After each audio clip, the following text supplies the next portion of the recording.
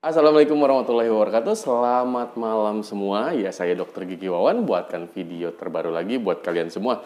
Khusus hari ini, saya setelah selesai pasien malam ya, di klinik malam, klinik sehat Sentosa di Talun di Kabupaten Cirebon. Nah, di daerah Talun ya, Cirebon, Jawa Barat.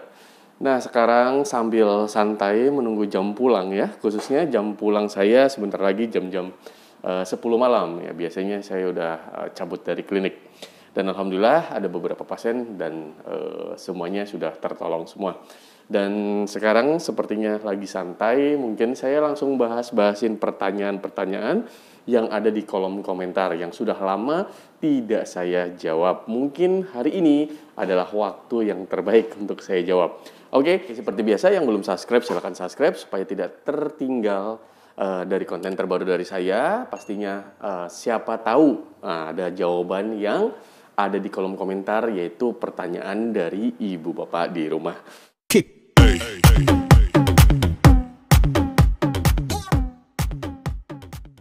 Oke, kita langsung saja ke pertanyaan pertama nih.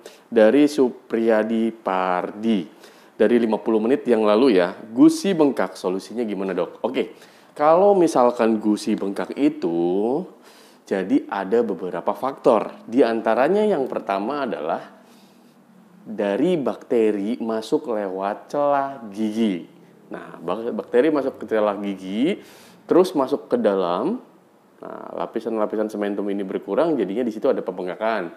Terus yang kedua, dari adanya karies. Karies atau lubang gigi dari lapisan enamel, dentin, dan pulpa atau saraf gigi, terus berkembang masuk ke dalam sini dengan awal tanda dari lubang di karies itu tidak ada gejala, cuman ada hitam-hitam seperti ini, dan ciri khasnya di sikat gigi nggak akan pernah hilang, berarti itu karies. Terus karies tersebut tidak ditindak atau tidak di treatment, dan akhirnya dia langsung menuju ke dentin, lapisan kedua, ciri khasnya linu. Nah, itu pun hanya ditindak sementara mungkin dengan obat-obatan yang ada di rumah mungkin. Terus lambat laun bakteri itu masuk ke saraf gigi yang jadinya ada di bawah akar gigi. Bakterinya nembus ke akar gigi. Nah, bagian tulang periodontal tidak bisa menampung dari serangan-serangan bakteri tersebut. Akhirnya dia tidak bisa keluar, bakteri tersebut jadinya gas tersebut namanya gas gangren atau gas H2S, jadinya bengkak di sekitaran gusinya. Nah, terus yang ketiga itu dari karang gigi. Faktor dari karang gigi adalah faktor sisa makanan yang bercampur dengan saliva atau air ludah secara waktu yang cukup lama, dengan waktu yang cukup lama tidak cepat dibersihkan. Kan yang saya sarankan adalah 30 menit setelah makan harus sikat gigi, dan itu tidak dibersihkan dengan sikat gigi. Nah, maka di daerah-daerah bagian leher gigi biasanya di sini ya, paling cepat coba dilihat, buka mulut kalian, ada di depan bawah. Biasanya di sini ada karang giginya. Nah, di sini di celah-celah ini tandanya kuning mengeras dan dibersihkan, disikat gigi tidak hilang, itu namanya karang gigi. Lambat laun jadi gusinya mudah berdarah, dan akhirnya terus jadinya periodontitis. Gusi yang tidak berdarah itu namanya gingivitis. Terus kelanjutannya gusi yang menembus ke bagian tulang periodontal itu namanya periodontitis, yang jadinya nanti adanya abses giginya goyang jadinya bengkak. Nah, kalau misalkan sudah ada kegoyahan, biasanya sudah ada dari purulen tersebut atau dari bagian-bagian infeksius tersebut yang sudah merusak jaringan ikat antara tulang periodontal atau tulang rahang terhadap gigi yang menempel. Jadinya goyang disertai pembengkakan, biasanya seperti itu. Pembengkakan terjadi dengan waktu yang cukup lama dan tidak akan ditreatment atau tidak sempat ditreatment oleh yang mempunyai giginya, semisal seperti itu, lambat laun akan membesar. Membesarnya ekstra oral. Ekstra oral berarti kan ekstra berarti di luar ya. Jadi nampak di bagian luar. Terus treatmentnya seperti apa dok? Treatmentnya adalah kita kenali gejalanya dulu. Kalau memang giginya dari gigi berlubang, berarti giginya di treatment. Entah itu perawatan saluran akar dengan ciri khas dengan foto ronsen akarnya masih bagus, mahkotanya masih oke, itu bisa di perawatan saluran akar yang nantinya dipertahankan. Tapi dengan syarat kunjungan berkala yang secara kooperatif. Nah, setiap seminggu sekali harus datang ke dokter giginya, itu wajib kalau udah perawatan saluran akar. Terus lambat laun sampai benar-benar steril daerah sini, daerah akar giginya atau daerah pulpa. Tindakan selanjutnya adalah ditambal. Nah, kalau misalkan sudah ada pus, sudah giginya udah goyang, biasanya pus itu dihilangkan dulu, giginya itu akan kuat kembali. Ya, asal dengan catatan pemantauan perawatan saluran akar oleh dokter gigi. Nah, terus kalau misalkan giginya itu memang dari gigi berlubang sudah gangren, kalau gangren itu berarti kepalanya, mahkotanya ini udah hilang, terus tinggal sisa akar atau memang sudah sering kumat-kumatan. Nah, gigi itu berarti indikasinya pencabutan. Jadi kalau misalkan hanya obat oral yang diminum, misalkan antibiotik, radang atau analgetik seperti biasa, itu bisa, tapi hanya sementara. Jadi akan sia-sia kalau misalkan minum obat terus, tapi giginya tidak ditindak apakah perawatan saluran akar atau memang dicabut. Terus tindakan awalnya seperti apa? Segera ke dokter gigi yang terdekat. Atau kalau misalkan kalian jadi subscriber saya, mungkin nanti kalian hubungin bagian-bagian kontak person saya, jadi nanti kita bisa diskusi di situ. Karena di situ perlu antibiotik, perlu pereda sakit, dan perlu obat untuk menghilangkan peradangan tersebut. Jadi kalau misalkan obat-obatan yang ada di rumah, yang ada di warung, mungkin kurang efektif atau bisa jadi tidak tepat sama sekali. Oke, seperti itu ya. Untuk Bapak Supardi, semoga bisa membantu jawabannya untuk pertanyaan malam ini. Semoga bisa memantau terus dengan cara subscribe, mungkin nyalakan loncengnya, pastinya akan ada notifikasi terbaru. Barangkali pertanyaan kalian dijawab via video oleh saya, jadi kalian langsung menyimak seperti itu. Ini ada pertanyaan kedua dari Mulyasari 3 jam yang lalu. Ini kasus gigi anak sepertinya ya. Dok, kalau gigi susu yang sudah dilakukan tindakan awal pada gigi susu yang karies, gigi susu berarti gigi anak ya, sekarang sudah tidak merasakan sakit ketika makan, alhamdulillah. Jika tidak dilanjutkan ke pengambilan akar yang mati dan tindakan penambalan, itu bagaimana? Teman-teman yang anaknya pernah mengalami seperti anak saya, boleh share pengalamannya juga ya. Oke, pertanyaannya bagus. Berarti kalau misalkan ini gigi anak, sayangnya pertanyaan ini kurang lengkap. Kurang lengkapnya adalah umurnya berapa, umur anaknya, terus gigi bagian mana, dan obat apa aja, dan tentunya perawatan apa aja yang sudah dilakukan oleh dokter sebelumnya. Nah, kalau misalkan dilihat dari pertanyaannya ini namanya perawatan saluran akar. Perawatan saluran akar bisa dilakukan di gigi anak juga loh. Nah, sama, perawatan saluran akar harus dibuang dulu dari kariesnya atau hitam-hitam dari infeksius karies tersebut pada giginya. Nah, kalau misalkan ini kan giginya besar ya, berarti ini gigi dewasa. Bedanya dengan gigi anak pun cuman akarnya saja. Kalau misalkan gigi anak, biasanya akarnya lebih pendek dan tidak seruncing ini. Oke. Yang nantinya gigi anak pun akan digantikan atau terganti oleh gigi permanen. Tentunya dengan umur-umur tertentu. Makanya di sini belum ada kejelasan umur anaknya berapa.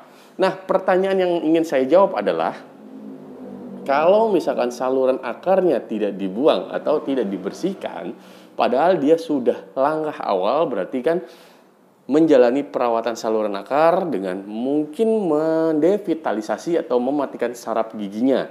Nah, langkah awal itu biasanya akan menenangkan gigi anak atau keluhan dari rasa sakit tersebut.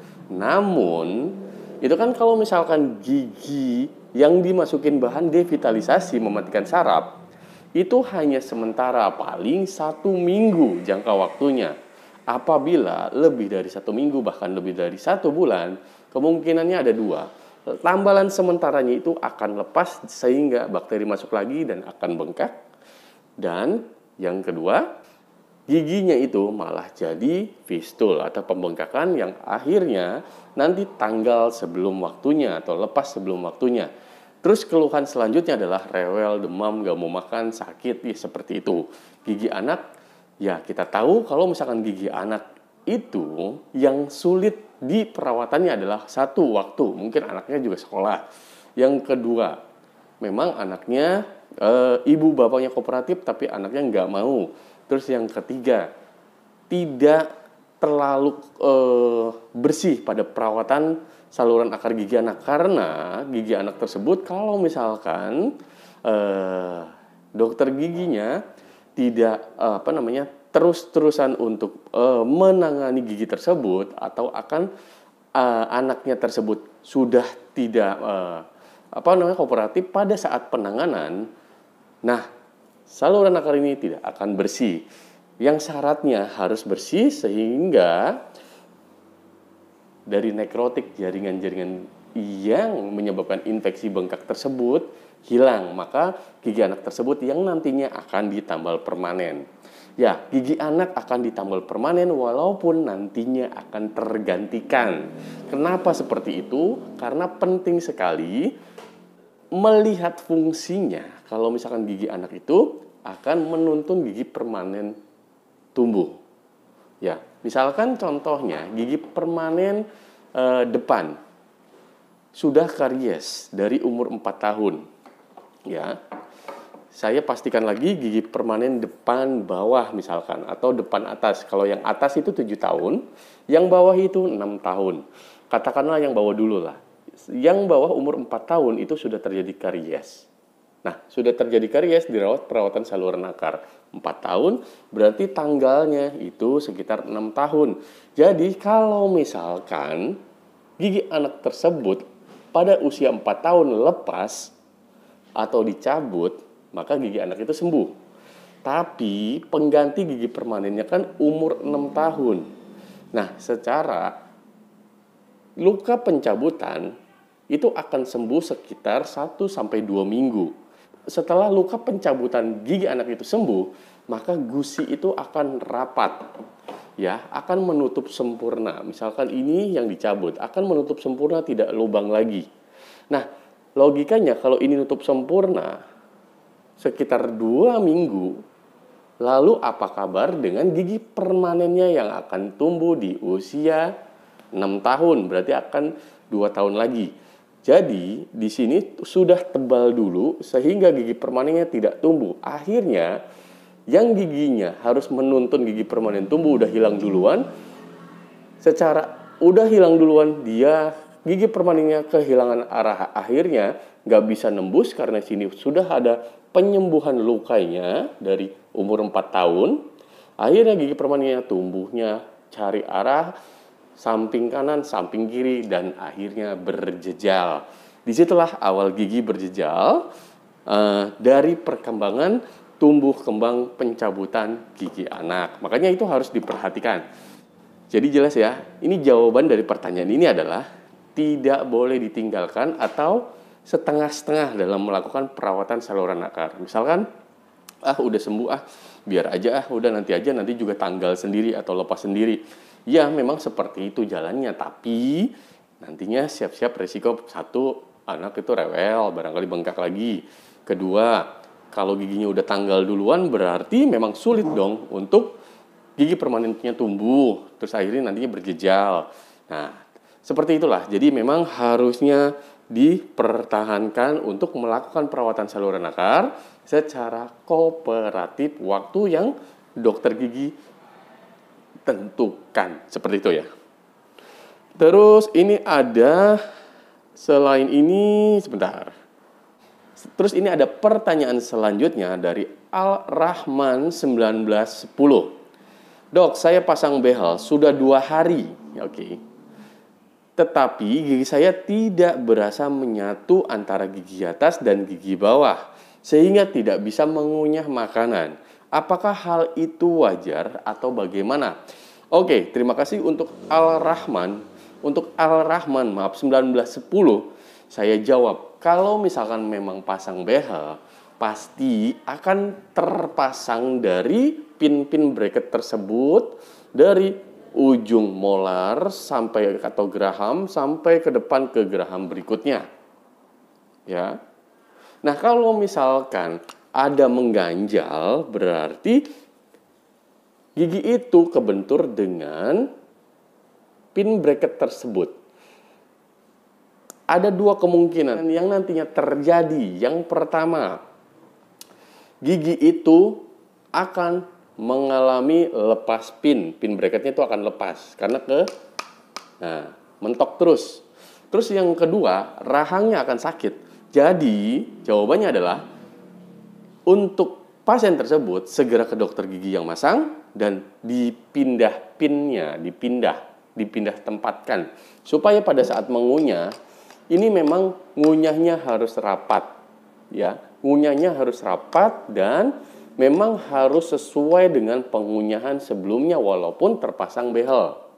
Oke. Nah, kalau misalkan enggak, ya seperti itu tadi yang saya jelaskan. Nah, gitu ya. Segera mungkin menurut saya kalau enggak besok atau lusa atau cari waktu yang selama 1 minggu ini supaya tidak sakit sendi rahang pada saat membuka dan menutup mulut. Terus ini ada pertanyaan lagi dari Yuli Formosa. Dok, kalau minum kopi Nes, kalau udah dingin boleh nggak? Aku nggak ngopi sakit kepala. Oke, kalau nggak ngopi sakit kepala. Dan kalau udah 1 minggu, boleh makan pedas nggak? Dikit asam. Oh, oke. Jadi gini, kalau misalkan yang diminum adalah teh, kopi, soda, susu, coklat, terserah itu merek apapun, apalagi asam, itu biasanya menyerangnya ke lambung atau nanti jadinya gastritis. Gastritis sering disebut juga MAH gitu ya. Kalau untuk kerusakan gigi, itu biasanya dari asam tersebut. Kalau giginya asam, nanti jadinya lapisan enamel pun mudah rapuh. Ya. Karena lapisan enamel itu tidak kuat dengan asam. Nah, terus kalau misalkan ini udah kebiasaan minum kopi atau kafein ya, kafein itu memang bisa menambah energi ya, yang saya tahu ya. Terus tuh untuk hal negatif ke gigi adalah kopi bisa merubah warna. Teh, kopi, susu itu merubah warna, bukan menjadikan gigi itu jadi berlubang. Yang bikin jadi berlubang, yang saya pelajarin adalah gula dan asam. Karena lama-kelamaan jadinya lapisan enamel akan rapuh seperti itu. Oke. Nah, ini kalau misalkan memang suka makan asam, suka makan pedas, suka minum kopi, ya saya rasa memang harus dikontrol. Semua dari segi kesehatan yang berlebih itu tidak baik. Nah, di sini di garis bawain ya, barangkali ada masukan lain, mungkin ada sejawat yang melihat video saya ini, boleh diluruskan, kita diskusi bersama. Oke dok, kita lanjut lagi ke pertanyaan berikutnya. Mohon saran dok. Nah ini pertanyaan yang tips lulus masuk TNI Polri ya. Mohon sarannya dok, anak saya punya 1 gigi susu depan bagian bawah. Agak sedikit pendek. Sebentar. Depan bagian bawah agak sedikit pendek. Biasanya seperti ini ya rapihnya ya. Dan menonjol sedikit. Pengaruh nggak ke nilai dari tes TNI Polri? Oke, terima kasih pertanyaannya. Jadi seperti ini. Kalau misalkan gigi untuk tes-tes TNI Polri itu harus sesuai dengan kerapihan gigi yang menentukan dari nilai-nilai pengunyahan oklusinya. Kalau misalkan berjejal atau miring sedikit, itu berarti sudah termasuk berjejal ya penilaiannya. Tapi kuncinya dari penilaian tersebut adalah gigi geraham dan gigi depan. Apakah mohon maaf yang atasnya terlalu maju atau justru yang atasnya masuk ke dalam? Seperti itu, masuk ke dalam tuh kayak gini ya. Seperti itu. Nah, ini masuk ke dalam. Kalau ini lebih maju. Otomatis kalau misalnya lebih maju, berarti kuncian dari gigi gerahamnya pasti kan maju ya. Berarti ini yang dinamakan oklusinya berlebih atau maloklusi. Ya, kalau yang lebih maju biasanya protusif. Kalau yang lebih maju yang bawah biasanya prognatik. Nah, ini yang bikin nilainya berkurang. Jadi kalau misalkan giginya hanya miring nonjol sedikit, tapi kuncian dari gigi gerahamnya normal, oke, yang tahu normal apa tidaknya ini harus diperiksa ya Bu. Tidak bisa untuk konsultasi by YouTube atau by WA. Kenapa? Karena dokter gigi harus melihat benar-benar kunciannya di sini. Nah, mungkin di daerah sekitaran ibu ada dokter gigi, boleh dikonsultasikan bersama dengan beliau. Jadi untuk apa? Untuk melihat gigitannya itu normal atau tidak. Walaupun yang depannya hanya miring sedikit. Nah, semoga bisa dipahamin dan dilakukan. Kalau misalkan ini miring sedikit, tapi karang gigian bersih, tidak ada pencabutan di satu regio, ya minimalkan sekitar ada pencabutan di satu regio 1. Kalau misalkan ini berderet 2, berarti udah nilai stakesnya jelek. Stakes itu status kesehatan, oke? Nah, yang gigi berlubangnya itu ditambalin, karang giginya itu nggak ada atau dibersihkan, itu akan membantu walaupun giginya berjejal dengan catatan berjejalnya sedikit dan kunciannya klasifikasinya kelas 1. Nah, didukung dengan yang lain ya Bu ya. Yang lain tuh seperti ya fisiknya kuat, pull up, renang atau lari ya 12 menit berapa putaran, 5 putaran atau lebih itu jauh lebih bagus. Seperti itu, semoga membantu. Oke, kita lanjut ke pertanyaan berikutnya. Ini ada pertanyaan dari Yeti Siti Fatimah Yeti 2235. Gigi saya yang rahang atas maju dok. Oke, kalau pasang behel di Dokter Wawan berapa? Kalau misalkan pasang behel itu harganya setiap daerah berbeda pula. Jadi kalau misalkan ingin tahu harganya bisa langsung saja konsultasi ke tempat prakteknya. Oke, di daerah Cirebon atau di daerah mana tempat berada itu berbeda pula. Terus yang selanjutnya, mohon maaf dok, mau tanya Dokter Wawan buka prakteknya di daerah mana? Di daerah yang pertama, daerah Indramayu atau Jatibarang. Yang kedua, di Arjawinangun, Kabupaten Cirebon. Terus yang ketiga, di Talun. Di Talun itu masih Kabupaten Cirebon, perbatasan lah dengan Cirebon. Jadi, yang lebih dekat kalau untuk wilayah Cirebon Kota, ya di Talun. Nah, kalau yang di Talun malam, kalau yang di Arjawinangun sore, dan kalau yang di Jatibarang, Indramayu, Jawa Barat, itu pagi. Nah, jadwal itu berubah-ubah tanpa di-share dulu sebelumnya. Jadi langsung berubah. Jadi selalu pantengin YouTube saya ini biar tahu jadwal-jadwal terupdate-nya, oke? Terus medsos saya juga bisa dicari dengan nama @doktergigiwawan. Jadi bisa kalian di situ kita berdiskusi ya. Ada yang logo burung, ada yang logo berwarna, ada yang logo biru, itu ada semua di situ ya.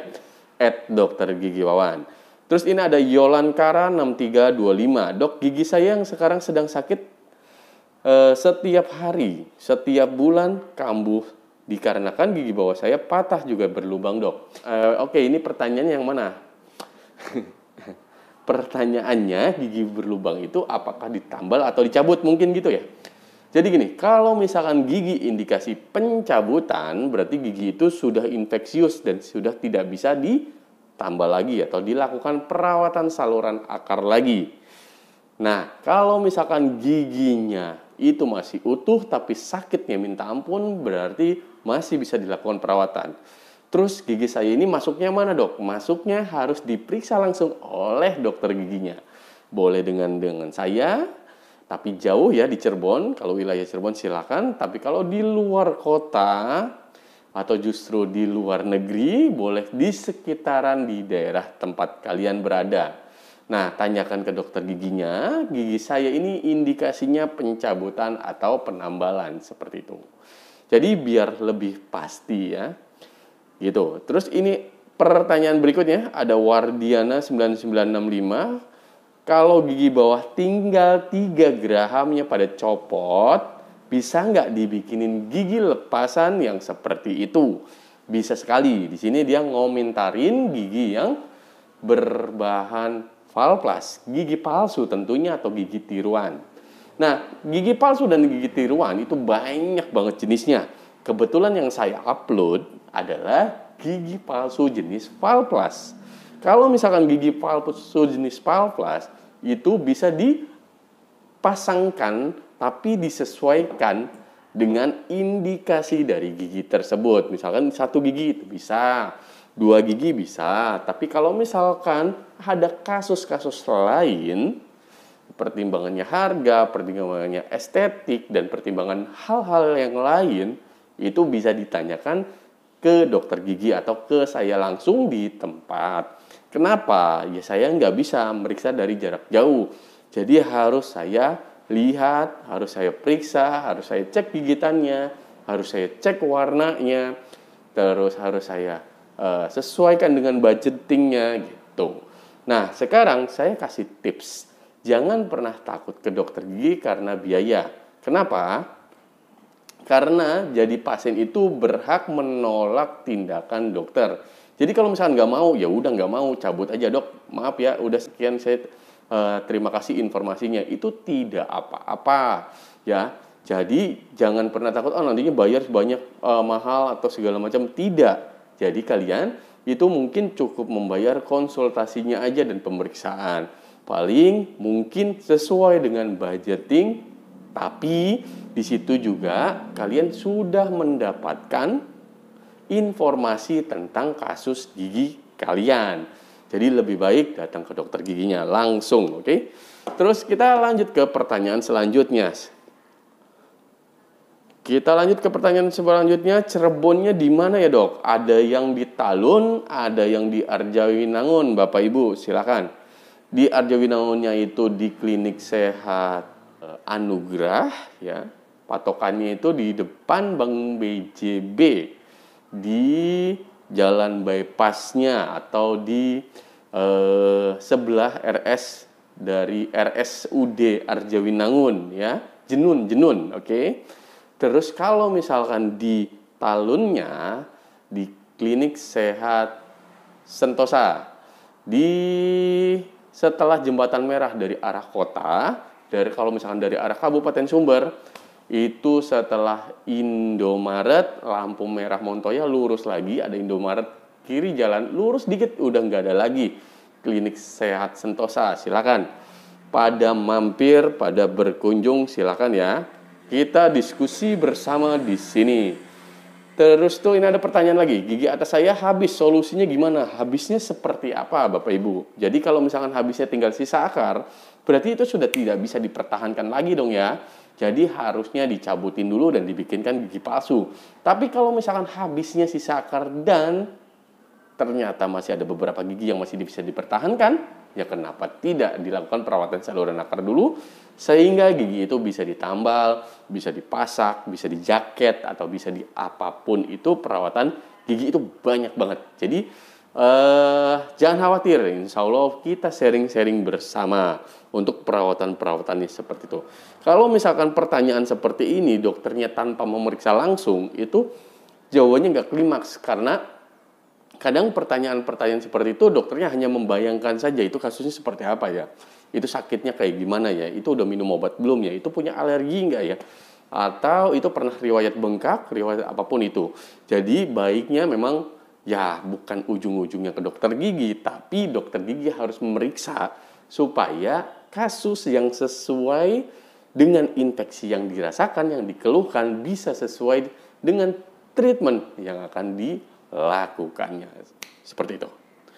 Ini saya coba jawab satu pertanyaan lagi, karena ini sudah hampir jam 10 malam, waktunya pulang. Ini ada Dodi Om Try NX 5183. Hadir. Salam sehat Pak Dokter. Salam sehat Mas Dodi, Pak Dodi. Seminggu yang lalu saya baru cabut gigi, dicabut gigi geraham atas dok. Oke. Karena goyang dan sakit, tapi sekarang Yang sebelahnya jadi goyang juga ikut sakit itu kenapa ya dok? Mohon masukannya. Baik. Jadi gini, kalau misalkan gigi itu sudah goyang, itu ada beberapa perkiraan. Satu, goyangnya itu memang karena fraktur atau patah. Yang kedua, goyangnya itu memang karena pembengkakan yang ada bengkak di sini, ada nanah, ada fistul, ada purulennya sehingga giginya bengkak. Yang ketiga, karang gigi sudah menjamah masuk ke dalam akar gigi sehingga bisa melonggarkan gigi tersebut jadinya goyang. Nah, pertanyaan itu, gigi yang goyangnya itu gara-gara apa nih? Kalau misalkan gara-gara dari pembengkakan tersebut, berarti gigi sebelahnya itu pasti kena goyah. Tapi kalau misalkan memang fraktur atau patah dari satu gigi, gigi sebelahnya itu tidak akan goyah. Nah, apakah gigi yang goyah yang sudah dicabut sebelahnya goyah juga dan sebelahnya goyah itu ingin dicabut juga, itu belum tentu. Kenapa? Kalau misalkan dicabut semua, akan sulit makan. Mengunyah nggak enak, nantinya saluran pencernaan terganggu karena tidak halus pada saat pengunyahan. Nah, solusinya itu seperti apa? Jadi dilihat dulu kegoyahannya Pak Dodi. Jadi kegoyahannya itu memang karena karang gigi, bersihkan karang giginya Pak Dodi. Terus kalau memang gigi berlubang atau ada nanahnya atau ada fistulnya atau ada purulennya, kita bersihkan Pak Dodi. Yang nantinya gigi Pak Dodi tersebut yang ikut goyang katanya setelah gigi sebelahnya dicabut, itu insya Allah bisa kuat kembali. Cuman saya harus periksa langsung nih Pak Dodi nih. Jadi treatment apa aja memang harus diperiksakan langsung oleh dokter gigi sehingga dokter gigi akan menganalisa dari setiap kasus-kasus yang dikeluhkan. Karena setiap kasus beda ya. Kakak adik itu pasti beda kasusnya, ibu bapak itu pasti beda kasusnya, tidak mungkin sama. Nah, oke, sekarang sepertinya sudah cukup sesuai dengan janji saya. Satu pertanyaan lagi tadi sudah saya jawab dan jangan lupa like, comment, and subscribe. Subscribe, pastikan untuk channel YouTube saya Dr. Gigi Wawan Sumantri supaya makin berkembang dan channel ini bisa bermanfaat buat yang lainnya. Bagi yang ingin bertanya isi di kolom komentar dan insya Allah saya akan selipkan waktu untuk menjawab pertanyaan dari Bapak Ibu. Dan saya mohon maaf apabila pertanyaan yang sudah cukup lama setelah saya tertidur dalam YouTube, tidak mulai YouTube lagi, saya mohon maaf dan sekarang saya udah mulai lagi. Oke, yuk kita bangun, kita sembuhkan. Mungkin ada beberapa penyakit kesehatan gigi yang bisa saya bantu untuk disarankan treatment apa aja, tindakan apa aja yang akan dilakukan ke depannya sehingga gigi Bapak Ibu itu sehat kembali, gigi kakak adik itu sehat kembali, gigi mas-mas, gigi kakak-kakak yang semua menonton video ini sehat-sehat semua. Oke, sampai di sini selamat malam dan sampai jumpa di video jawab pertanyaan ada apa dengan hari ini. Oke, selamat malam dan sampai jumpa. Salam sehat, gigi kuat.